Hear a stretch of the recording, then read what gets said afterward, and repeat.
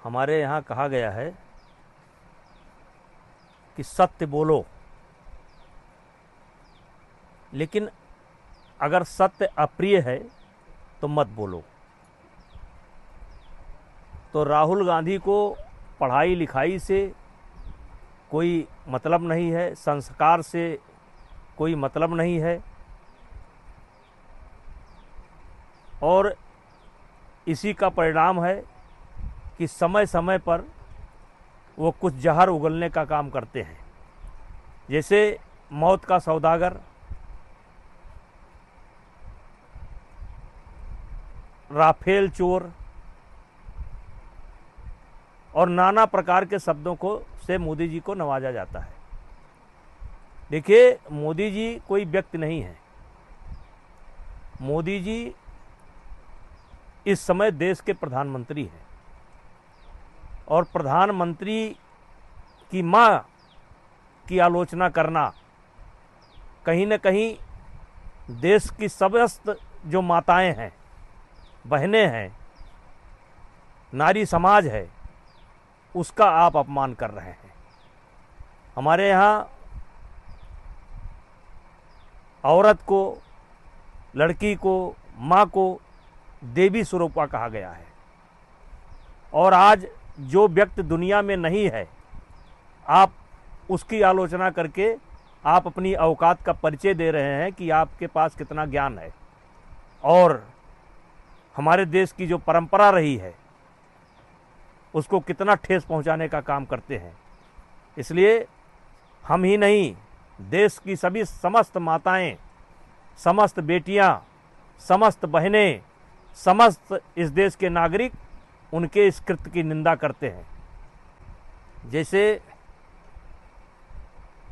कहा गया है कि यदि आप चाहते हैं कि लोग आपके साथ अच्छा व्यवहार करें, तो आपको लोगों के प्रति भी अच्छा व्यवहार करना चाहिए। भाषा की एक मर्यादा है, उस मर्यादा का ध्यान रखना चाहिए। और ये इसलिए हो रहा है कि पढ़ाई लिखाई से देश का जो हमारा संस्कार रहा है, देश की जो हमारी परंपरा रही है, उससे राहुल गांधी का कोई लेना देना नहीं है, और इसलिए वो ऐसी भाषा का प्रयोग करते हैं। हाँ, ये सत्य है कि ऐसी भाषा का कोई जब प्रयोग करता है तो ताली बड़ी जोर से बजती है। तो ये जब जब ऐसे सवाल उठाते हैं तो ताली बड़ी जोर से बजती है, लेकिन चुनाव में इनको खाली हाथ लौटना पड़ता है। हो सकता है कि इसमें भी ताली बड़ी जोर से बजी हो, लेकिन बिहार के चुनाव में खाली हाथ लौटेंगे। और ये स्वयं में एक बहुत बड़ा मुद्दा है कि आपका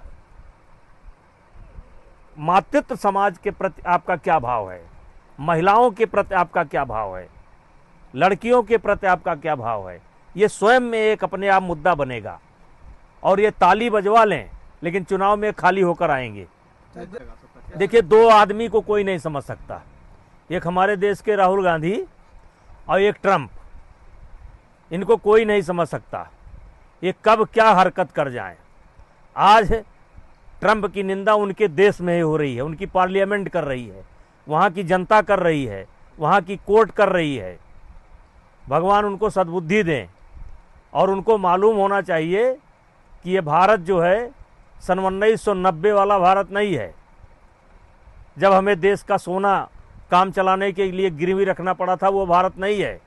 ये वो भारत नहीं है जब दबाव में चाइना से समझौता करना पड़ा। ये वो भारत नहीं है कि 92,000 सैनिक बंदी थे और उनको बड़ा बिना शर्त छोड़ना पड़ा। ये भारत नहीं है, ये 2024 का भारत है, और इस देश के प्रधानमंत्री नरेंद्र मोदी हैं, पूर्ण बहुमत की सरकार है, उनके साथ इस देश की जनता है, और जो भी होगा जनता यहाँ का सामना करने के लिए तैयार है। देखिए, 2014 के बाद विदेश में हमारी हैसियत बढ़ी है और लगातार बढ़ रही है। ये देश की जो जनता है, यही हमारी ताकत है, यही हमारे देश की ताकत है। हम दुनिया में सबसे बड़ा उपभोक्ता हैं, चाहे गाड़ी के क्षेत्र में, चाहे मोबाइल के क्षेत्र में, चाहे कपड़ा के क्षेत्र में, चाहे टेक्नोलॉजी के क्षेत्र में। हम सबसे बड़े उपभोक्ता अगर कोई है तो भारत है, और इसलिए भारत के साथ मिलकर के ही चलना पड़ेगा, क्योंकि सबसे बड़े खरीदार हम हैं, हर क्षेत्र में सबसे बड़े खरीदार हम हैं और हमसे मिल करके ही चलना पड़ेगा। देखिए, जनता मांग कर रही है, लेकिन हमें बचना चाहिए, जरूर बचना चाहिए, स्वदेशी अपनाना चाहिए। अगर विकल्प ना हो तो कोई बात नहीं, अगर विकल्प है तो हमें इन चीज़ों से बचना चाहिए।